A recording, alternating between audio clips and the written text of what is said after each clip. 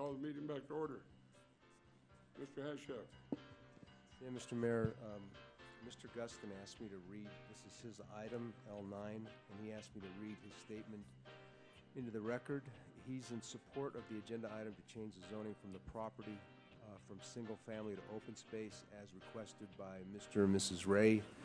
He fully supports the request to change the zoning from its current designation to open space. The applicants, Lori and Mark Ray, are to be complimented for their steadfast efforts to maintain as well as expand open space in our community. By purchasing this land, they define the meaning of advocacy and their concern for the community. And the request and the initiation of this master plan amendment would in fact do that, would change it to open space. So in Mr. Guston's place, I'd like to make a motion to move this agenda item forward, Mr. Mayor. Okay. You have a motion for approval, is that it? That's it. Yes, I'll second for discussion. Discussion. Is this the same property on Riverside Drive we talked about earlier, just so I know? Once again, Claudia Hansen, Community Development. This is actually a number of parcels. It is the one on Riverside Drive, is one of them, and I do have a picture of the house now. And if we put this on the historic resources that is zoned open space, is it the only space where you could have one house per 5 acres? That zoning? It is that open space zoning. However, we are required to use this as open space by the way we obtained the property. That's the only thing we can use it for. So this is just following your earlier item today. We have to use it as open space. So there's this property, which is on 1 acre on the river. And then let me show you the Ray's property. The other one is a couple of parcels. If you could zoom in on that, please. Okay, thank you. Except now it's not focused. This is Rosewood Canyon, which a few years ago, most of you would remember the Skyline Foothills project that came through on that, and we obtained this property the same way with the non-payment of taxes. So this is one of the parcels that would go to open space, and that is currently vacant. There's a what some would call a social trail that's just kind of developed over the years. The property that the Rays purchased are these 3 parcels up here, which would almost completely link this corridor of open space in there. It's a kind of a critical piece in there. So to have this as open space also, plus the large parcel here that we obtained, it conforms with the open space plan and does provide for connectivity through that area for trails. Are we messing with anybody else's property? No, we're not. Just the Rays and the property that the city owns. And the Rays requested this. Do you know if they're going to tear down that one structure, the house on Riverside? That's what we were discussing. That's what we were discussing. That's what we were discussing earlier. Okay.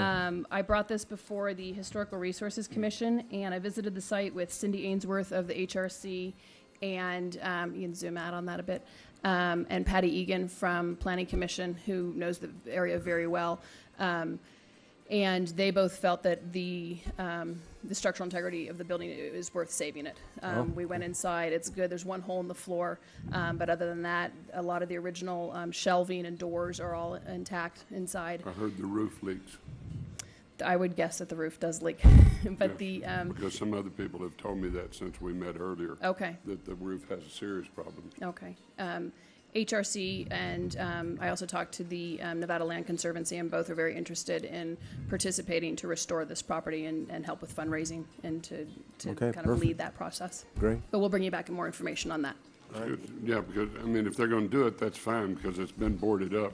Correct. Since '01 anyway, so if they're going to fix it up or do something to make it useful, that's one thing, but if it's just going to be there, I'd just soon see it torn down. Correct. And I don't know what makes it historical. It does meet some of the criteria for the National and State Register. Okay, well, let us know about that. We will. I'll bring you back a full report on that. All right. L9. Have a motion? Yeah, a motion and a second. Can I have a second? That's right. Any further discussion? All those in favor say aye. Aye. Those that oppose, no. Motion carries unanimously. Mr. Azzi, any others we still need to? I'm sorry. L10 and 11? I thought we took care of those. Oh, right, because Councilman Sferrazza was going to read the memo. Right. Yeah, and I've asked the city attorneys to put a, not release the memo, but to put out a statement in regards to what we did with Councilman Ayazi and the IFF. Mr. Mayor, I thought that really helped the process along, and I mean, now we are here at tentative agreement, so Tracy, I don't know if you want to. Well, Mr. Azzi did not go to the negotiations, but he met with them prior to and stuff. That's what I think we're going to hear from the city attorney. Okay. Tracy Chase, Reno City Attorney's Office. As I understand the process that was instituted is that the city manager and a council member met outside of the negotiation forum to talk various matters. Without going into those matters and just sticking to the process itself, that itself would not violate the charter in our current reading as long as that type of process is coordinated through the city manager himself, because as you know, the charter indicates for you to deal directly with staff on items of business of the city, it has to be through the city manager. So, and that would also maintain protections of this council so that when the matter comes before you in the public hearing, you are not predisposed. You will have the ability to vote on matters unless there's some other type of conflict, and we would review those on a one-by-one basis. And I can answer any other questions you'd like. Yeah, I don't know if we can go straight to L11 then, Mr. Mayor. Yeah. Yep. Can I get one quick clarification? Because I'm sorry, I wasn't here for most of the day. The way I read this is that the council would be waiving the attorney-client privilege. But we're to not doing that now. Okay, that's all I need to know. Yeah, we're Okay. not doing that. Yeah, as background council member, last week when that came up, we indicated to council member Sferrazza that we would try to do an open memo, because we always have concerns about any waiver of a confidential memo, because as you know, that waives Absolutely. privileges much broader than the memo itself. So. Right. Okay, so I'm glad we're going in a different direction. Yeah. Okay. Do I have, We don't need a motion, but on L11, Mr. Mayor, what I would like is for us to try and do the same process that we did with IFF. Of course, having the city manager put that together. It wouldn't be informal negotiations, but it would be outside as informational meetings, Mr. Mayor. and I think some of the stuff we coming up, it really helps a little bit to have somebody there a little early, don't you, Mr.? I mean, we've got, Manager. I think, 5 more bargaining units to go for this year's budget, and we're looking at 30 days, I mean, before the new fiscal year starts. So, I mean, that is within the city manager's discretion, but I do believe we found that it works, as we've seen with the IFF tentative agreement. So I don't know if I need to make that a motion, but would certainly, And the intent would be to appoint just have one person, whoever that is, just one council person. correct. Okay. And quite frankly, I don't care who that is at this table. I just think what it does is it expedites the process, but not only that, we keep hearing, this coming from one side, this coming from another side, and I really believe if you have a council member there, that that speeds up the process. So, No, I agree. We do it with litigation and settlement conferences where we send a councilman or person or the mayor to assist to try to resolve cases for the city. So if that's a motion, I'll second it.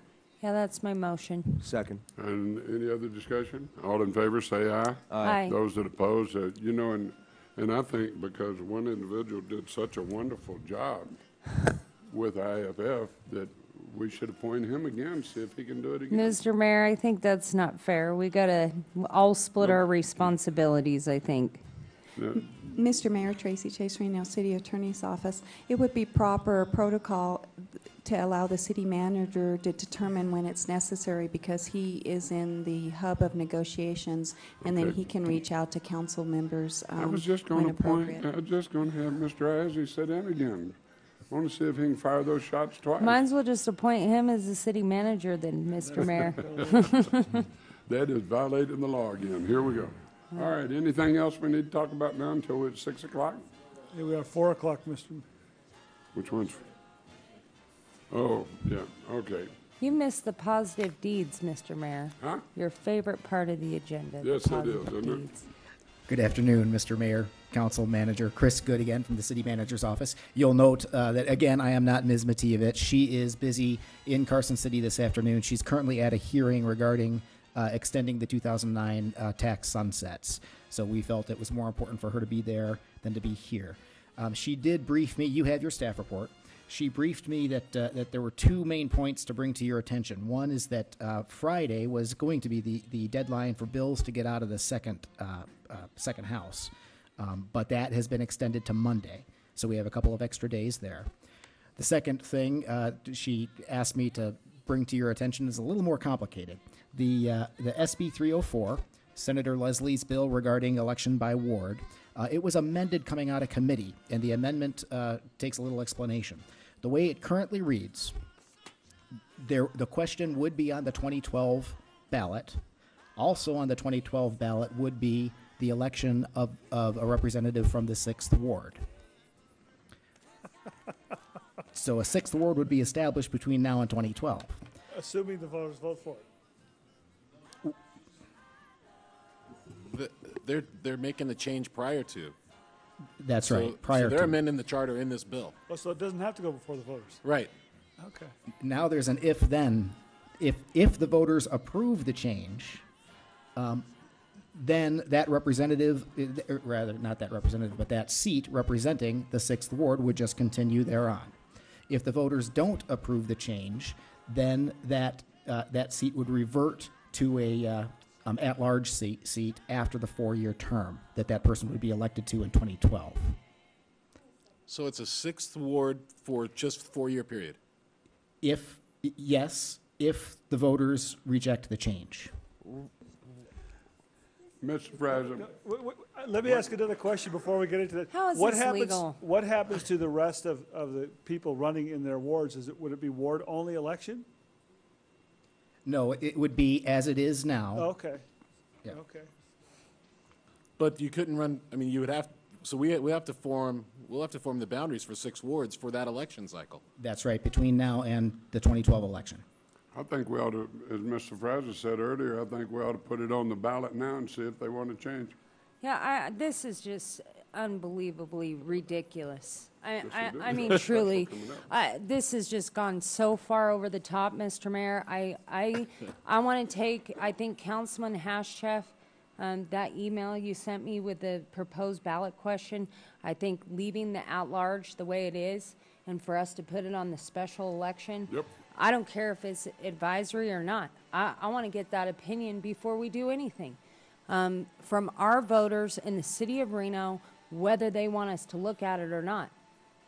Because this is just, it's just outrageous. So this passed out of the assembly. It's done? Yes. So it has to go Did it back to the pass out Senate of the now? Assembly? Does it have to go back to the Senate with the amendment? Now that it has been amended, it would come back to the Senate. Let me go back and double-check that, and I can confirm that via email like I did last Yeah, if week. they make changes, it's got to go back. It's got to go back, yeah. No, it's got to go back. Mr. Good, it says in the report passed in the Senate on 422, read first time in the Assembly on 425, and then it's amended and passed out of committee on 519. Out of committee, not Yes, out of... not out of the, okay. not out of the Assembly. Thank you. How could you legally do that? It makes no sense at all. How, I mean, that's just, this is just. Can I get further clarification? So if the voters say no, then we have a 6th ward only for 4 years, and that, I'm trying to get the timing, would that person be elected only in that 6th ward based on the primary and the general? No, that person elected in 2012 would be elected the same way we're doing it now. Now. And if the voters said yes, then it would stay as a 6th ward, And is there anything in the language in the bill that says that you'll be elected only from your ward, both in the primary and the general, or is that dropped? No, going forward, if the voters approve the change, you would be elected only by the voters in your ward. Okay. They're going For forward. everybody? That's right. Okay.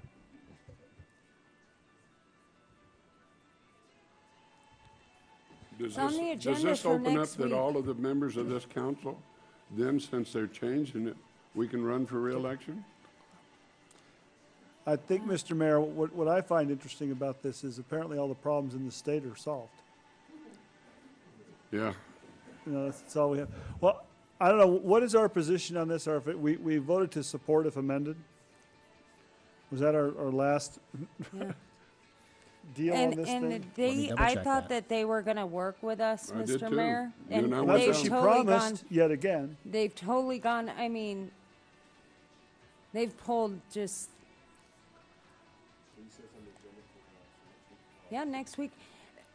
Mr. Mayor, I think we need to go out there and tell the public that the legislature is trying to take away the people's right to vote for their city council people.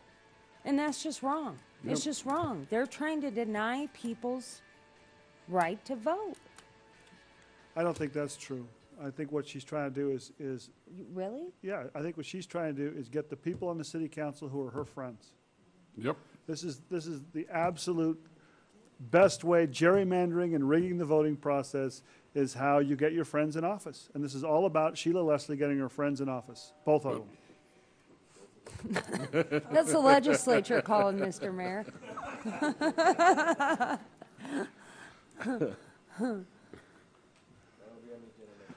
Yep. Okay.